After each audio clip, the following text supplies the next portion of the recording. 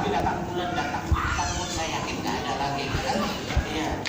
Nah, karena ada tua, Abraham dijadikan Tuhan punya anak, istri tidak tanda tua, sudah tertutup rahimnya, akhirnya tergoda.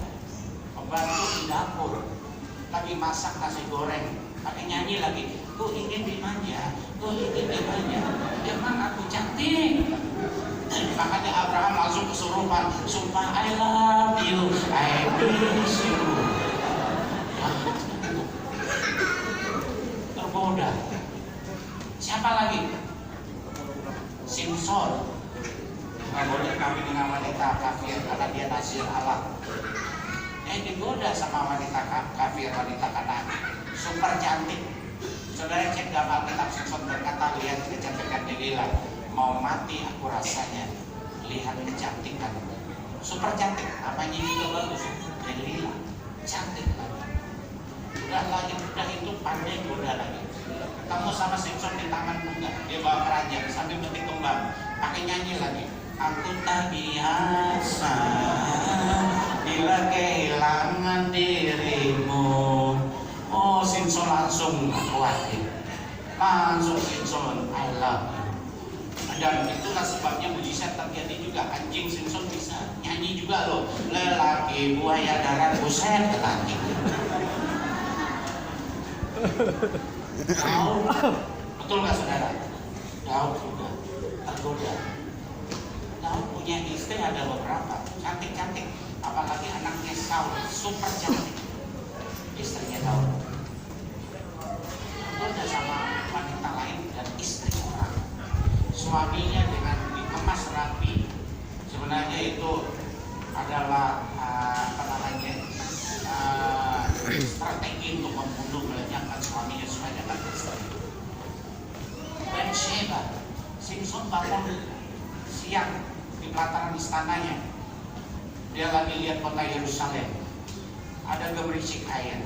Waktu dia lihat gemericik air, dia kaget, ternyata wanita yang mandi. Waktu dia lihat pertama, dia sadar betul, dia langsung teriak dalam hati, darah Yesus. Dia langsung pergi. Tapi herannya waktu dia pergi ada yang memujuk dia. Ayo dong lihat lagi itu. Itu kan tonton lagi gratis. Ayo dong. Ingat peribahasa Indonesia berkata, kesempatan belum tentu datang kedua kalinya. Makanya jangan kau sia-siakan. Ayo lihat. Lama-lama dia bilang enggak. Akhirnya berubah. Enggak nolak.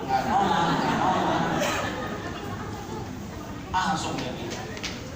Dan dia tanya siapa itu? Itu Bathsheba. Oh gadis atau apa? Oh dia istri orang. Siapa? Suaminya. Oh iya. Itu tahu nggak? Dia udah bikin surat ke Panglima Moab di medan pertempuran. Panglima Yoab di medan pertempuran. Besok yang mimpin perang bukan kamu, tapi yang mimpin perang namanya Uria. Uria bukan prajurit. Suruh komandan mimpin perang. Kalau zaman dulu kan komandan selalu di depan, betul nggak saudara? Dia nggak mungkin di belakang. Beda dengan sekarang. Sekarang tuh kalau perang, komandannya itu jauh sembunyi, lihatin anak buahnya yang bertempur. Komandannya jauh kan sekarang. Kalau dulu kan komandannya di depan. Makanya Uria maju ke depan, dia baru lihat apa senjatanya, mau naruh peluru gimana ya caranya. Peluru masuk musuh dan masuk nancap. Makanya mati dia. Waktu mati kedekatan Daud datangin Bathsheba pura-pura nangis. Suamimu meninggal. Padahal dalam hatinya berbeda. Dalam hatinya teriak, mujizat itu nyata. Itu dalam hatinya. Makanya akhirnya diambil Bathsheba. Tapi saya pikir-pikir kesalahan tidak 100% pada Daud. Uria juga salah.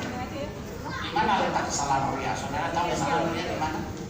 Kesalahan Uria di mana? Daud jatuh dalam godaan. Saudara tahu kesalahan Uria adalah kenapa Uria membangun rumah kamar mandinya tidak diatapin? Itu kesalahan Uria. Kamar mandi nggak diatapin, makanya kelihatan orang. Iya. Nah, saudara, banyak yang lain lagi jatuh dalam godaan. Nah, kita perlu kuat menanti-nantikan Tuhan supaya nggak jatuh dalam godaan. Yudas Iskariot jatuh dalam godaan. Ananias Safira jatuh dalam godaan. Sekarang banyak orang jatuh dalam godaan. Apalagi godaan mati, godaan uang. Orang bisa menghalalkan segala cara. Apalagi ngomong di negeri kita. Saya mencintai negeri ini. Saya bangga menjadi warga negara negeri ini. Tapi saya tidak bisa pungkiri, saya tidak bisa sembunyikan di pikiran saya, di benak saya, bahwa negeri kita ini termasuk di seluruh dunia yang lagi sangat hebat sekali. Sogok menyogok, suap menyuap, macam-macam. Nggak usahlah kita bandingkan dengan Israel, jauh banget.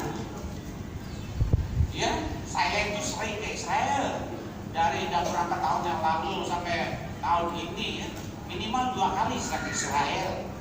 Makanya saya tahu persis kawan-kawan saya di Israel sudah banyak. Mungkin ada sampai 20-an kawan orang Yahudi. Saya banyak tanya-tanya mereka.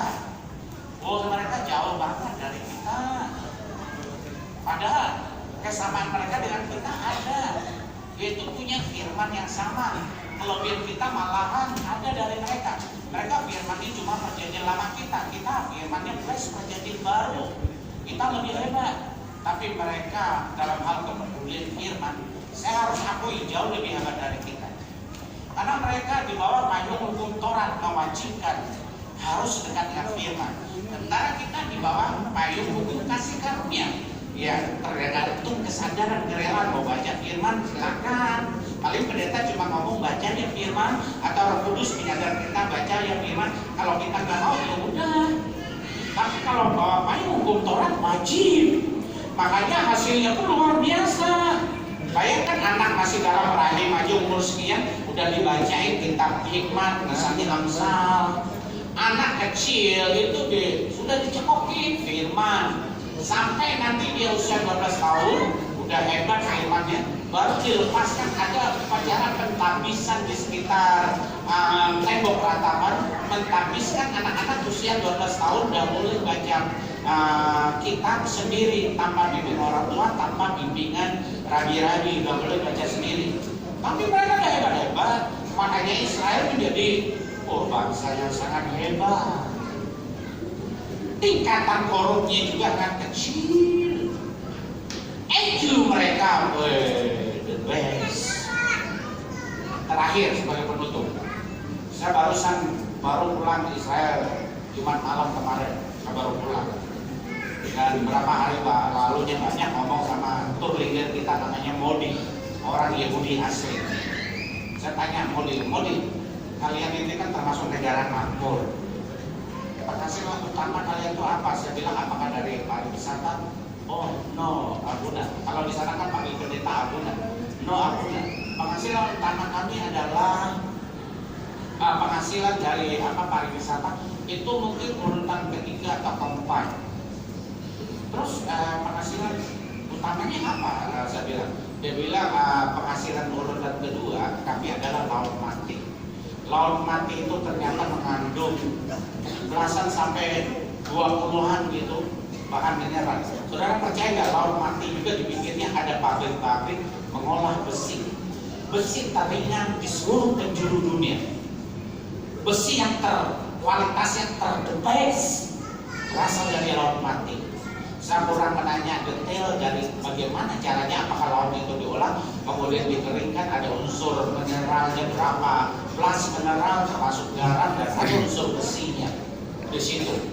Karena memang laut mati itu ajaib. Saudara pergi ke sana tuh saudara berusaha tenggelam nggak bisa. Badanmu itu ngapung di sana. Sangat tinggi kadar mineralnya. Ya kan? Itu penghasilan kami yang kedua. Terus penghasilan pertama apa? Saya bilang sama Modi. Saya tanya Modi, Pak Pendeta, apa Abuna pengen tahu penghasilan utama kami? Israel ini membuat kami hidup sejahtera. Kami jual otak kami. Jual otak. Artinya apa saudara? Mereka jual kepintarannya. Yahudi. Sampai saya sempat terkelakar. Mungkin kalian karena nenek moyang kalian pernah 40 tahun makan roti mana dari surga. Ya. Nah, bukan hanya itu Pak Abuna. Kami dekat dengan firman. Firman adalah dasar kita menjadi hebat. Luar biasa. Firmannya Yahudi itu perjanjian lama kita nggak ada bedanya. Cuma cuma susunannya, bukan susunan, cuma jumlahnya berbeda. Jumlahnya berbeda dalam kenapa? Karena kita memakai kanon Yunani, mereka pakai kanon Ibrani. Kanon Ibrani itu 1-2 Samuel digabung jadi kitab Samuel, 1-2 raja-raja digabung kitab raja-raja, 1-2 Tawarik digabung kitab Tawarik. Itu aja. Enggak dikurangi, enggak ditambah. Firman menjadikan Israel sampai detik ini the best. Sampai dia ngomong masa saya kaget. Dia tak jujur dia bisa ngomong ya. Ini jarang saya ngomong, tapi saya ngomong sama Pak Abuna. Kami itu sudah punya teknologi super canggih, bisa dalam seketika bikin error seluruh sistem online dunia. Sistem online dunia mereka bisa errorin. Berawal yang di error itu ada ribuan satelit yang sedang berfungsi di luar angkasa. Itu bisa mereka errorin.